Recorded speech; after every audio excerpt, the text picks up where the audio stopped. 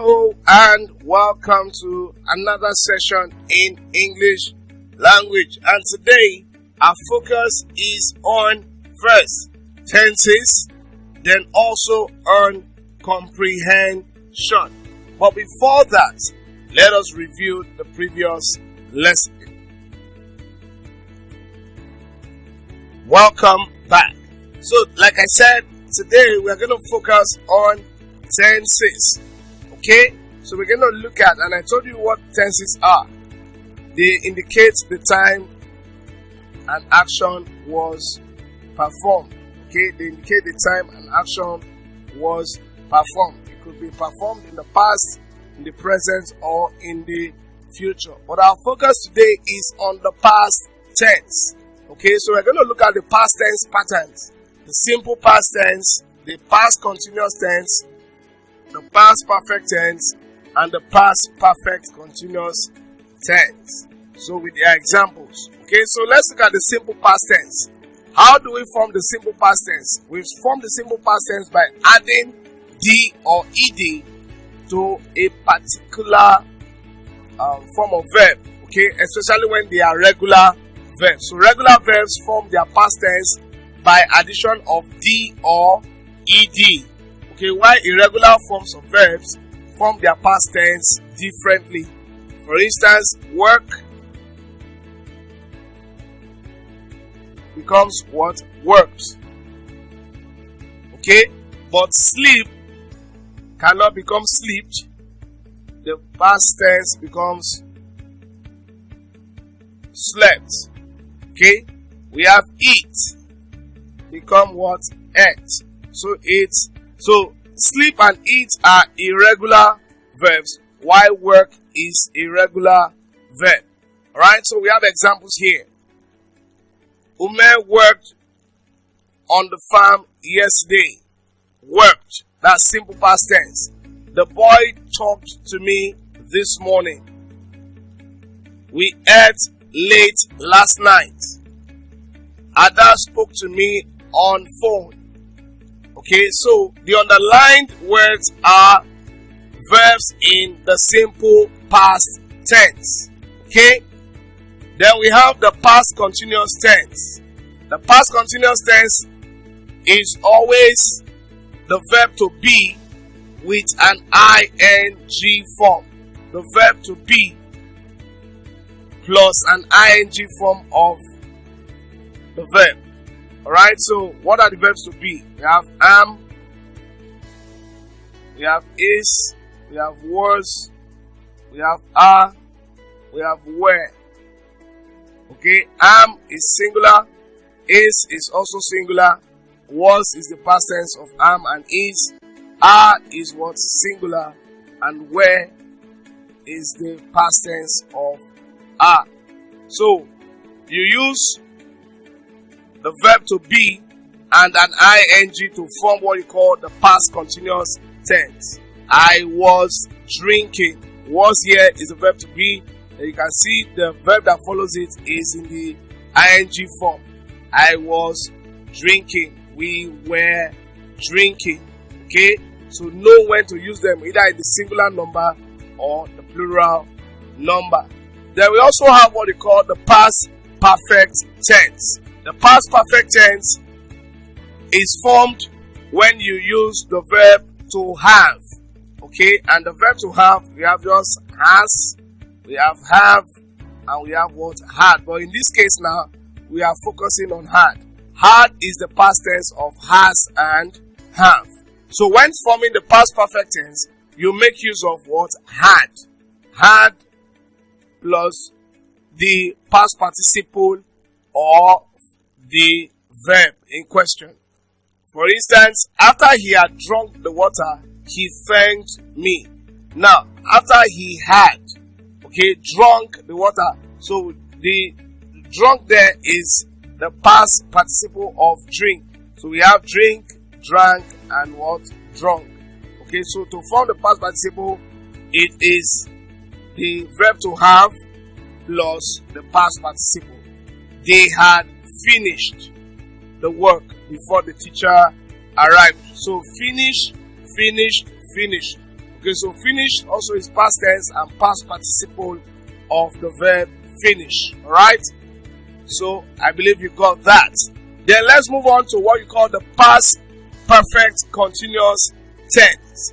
On the past perfect continuous tense, you form that by the verb, the auxiliary verb had plus been and an ing verb.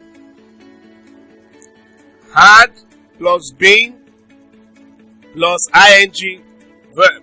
I had been drinking. That's how you form the past perfect continuous tense. I had been drinking. We had been doing it. They had been trying. She had been working. It had been smoking. So this is how you form the past perfect continuous tense. So let's move on to another aspect of English, which is your comprehension. And like you know, comprehension has to do with understanding. But today our focus is on paraphrasing a passage. When you say paraphrasing, it simply means writing in a shorter or in fewer words. Okay? Writing in fewer words. Restating. That's what it means to paraphrase. You restate, okay, what has been said previously, but this time around, you do that in shorter and fewer words. Okay, but more importantly, you must not lose the meaning of the original text. Okay, you must not lose the meaning of the original text. So paraphrasing is simply a restatement of a text in different words, often to clarify the meaning. Also, you can say a paraphrase can also mean to say or write something in different words that makes it simpler. So the essence of paraphrasing is to make the text simpler. The essence of saying it again or writing is to make it simpler. Paraphrase may also mean use fewer words, or sometimes it could require you using more words. The goal of paraphrasing is understanding. Okay? Changing the structure, changing the sentences in order for the reader to understand what is being said. Now, paraphrasing is a fundamental skill you must develop as a student, especially when you are a literature student, okay? Because it will help you a lot. You must learn to put it in your own words, make it simpler, okay? Use fewer words or use more words, as the case may be. So you have to read through the passage thoroughly and understand the content before you can paraphrase properly. Okay, it's important that you do that also. Okay, so let's move on to the next thing. Hints on writing a paraphrase. Alright, how do you successfully write a paraphrase? Okay, adhere to these instructions, then you will do excellently well. Alright, writing a paraphrase. Number one is read what is required. Read what is required. Is the whole passage to be paraphrased or just a part of the passage? So read what is required. Then next, you have to write your rough draft of the paraphrase. Okay, you have to write your rough draft of the paraphrase. Okay, in your words. And remember, I told you that the language is often simpler than the original text. Okay, so you should, draft a rough specimen of the paraphrase. Okay, then as much as possible, remove the figures of speech because they create a kind of complexity or ambiguity. Okay, so remove the figures of speech used.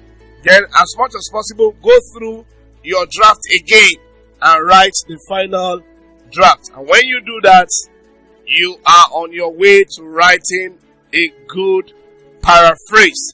And your final draft, you are looking out for spelling errors, you are looking out for grammatical errors too. So when you can correct all of that, then you have successfully written a paraphrase. So let's move on to writing. Now, writing is an integral part of communication. I've said that over and again, and it cannot be overemphasized. One of the skills you must develop as a student is the art of writing. Okay? And your writing should be captivating. You should be able to arouse the interest of your reader. Okay? You should be able to write a content that is powerful, that can arrest the interest of whoever is reading it and make the person read to the end. Not a boring content. So that's what writing is all about. So it's very important you create a relevant and interesting, introductory paragraph. Okay? So your first paragraph must be relevant and must be interesting. So remember, first impressions matter a lot. So your first sentence is your opportunity to either engage your reader to read through your publication or your writing, or you can put off your reader. Okay, so set your tone. Make sure you impress with your first sentence. Okay, and I told you can use what you call figurative expressions here. Okay, then giving interesting facts. You can use quotes too. Okay, you can use quotes. You can give an interesting fact. Even while you are speaking, these are things you should do. You can ask questions, okay, to invoke empathy. You can begin with bold or audacious statements. Okay, all of this is just in an attempt to arouse the interest of your reader to your write-up. And please, more importantly, keep your consistency going. Okay, keep your consistency going. Be consistent in your choice of words. Okay, your language style also be consistent. The accuracy and clarity of your message hinges on consistency. So the more you write, the better you become at it. The more you write, the better you become at it. So with this, I would encourage you improve your writing. Tell a story. Okay, you can write a story, weekly or monthly and publish that. Then receive feedback from people, criticisms on your writing.